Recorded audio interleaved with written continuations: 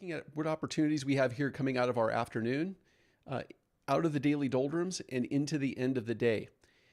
What we're looking at here is a daily chart, and this is last week's daily setup that we were running into. I'm going to go down from a daily chart here to a 12-hour chart, see a little bit more detail here.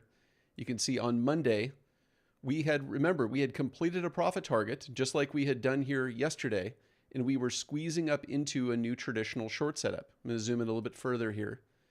Let's go to a 4-hour chart. And this is the resistance level that we were running into on Monday last week.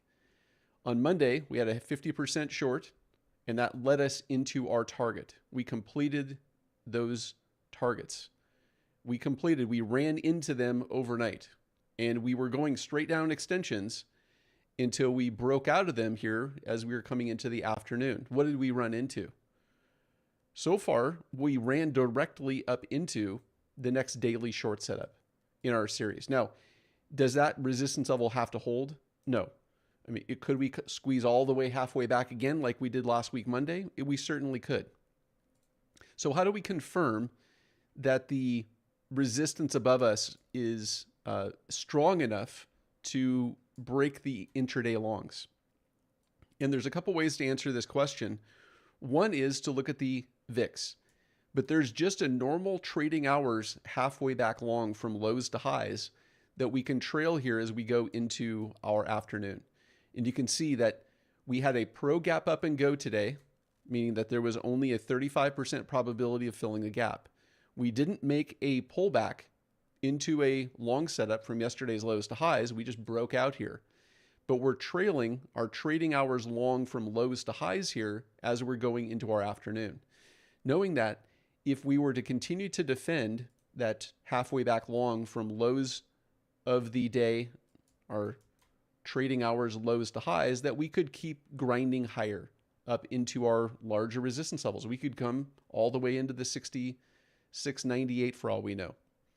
Now, what we can start to look at in relation to the indices is our leading indicators.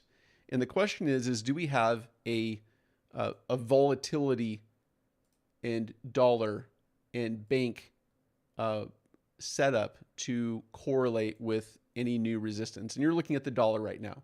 As we were going into our morning, the dollar had broken this little series and it had room to fall all the way halfway back long. Because of the negative correlation that we have inside of our markets and the relationship that we're currently measuring over a rolling 30-day correlation, there's a negative 0.78, a negative 0.89, a negative 0.59 on the dollar correlations. And so if there's room for the dollar to continue to fall back down into the support and making no assumptions about whether it's going to bounce or not, it weakening gives the indices a tailwind, and they currently have a tailwind in the form of a dollar weakness trade. What about Bank, the financials? Bank has dipped into last week's previous highs up here. And what's interesting is that we can trail the same trading hours long from lows that we're trailing inside of the ESYM, NQ, and the Russell. And Bank looks like it's defending that setup. So if Bank is defending that pullback, the indices will keep grinding higher. It's a pro gap up and go, and it's continuing to go. This is one of the reasons that we measure those statistics, those percentage of gaps being filled, knowing that we opened up more than 30 points away from the previous day's 4 o'clock close, sends the indices just continuing to. This stream continues at eMoneyAddict.com. The link is in the description. Join me there for tools and resources for learning measured move trading. I wrote the book on the measured move. Check out the hundreds of others that have learned trading plan development, pattern recognition, money management, and trading discipline with me to become the best, most confident trader that you can be.